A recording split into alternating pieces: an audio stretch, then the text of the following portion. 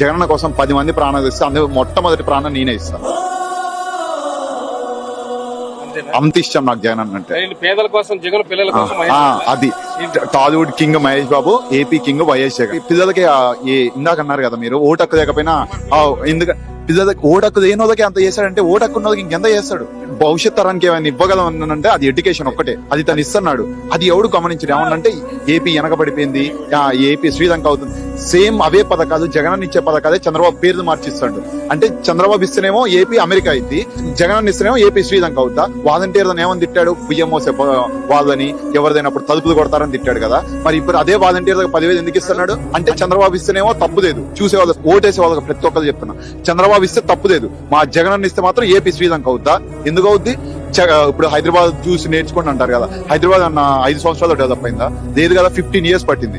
అది కూడా అందులో అన్న లాక్డౌన్. జగన్ అన్న సీఎం అయినప్పుడు ఎగ్జాక్ట్ గా లాక్డౌన్ పడింది, అక్కడే 2 years లాక్డౌన్ పోయింది. ఇంకా తనకున్న 3 years పీరియడ్ లోనే ఎన్ని పథకాలు అప్లై చేశాడు, ఎన్ని చేశాడో. భూకాపురం ఎయిర్పోర్ట్ తీసుకొస్తాడు, అక్కడ ఎంత జాబ్ ఆపర్చునిటీ ఇవ్వచ్చు. ఇవన్నీ ఎవడు చూడు. ఏమన్నంటే జగన్ ని తోసేస్తున్నాడు, తింటున్నాడు. ఇవే మేము ఓటేసేది ఎమ్మెల్యేలని చూసో ఏదో కాదు, ఓన్లీ జగన్ అన్న.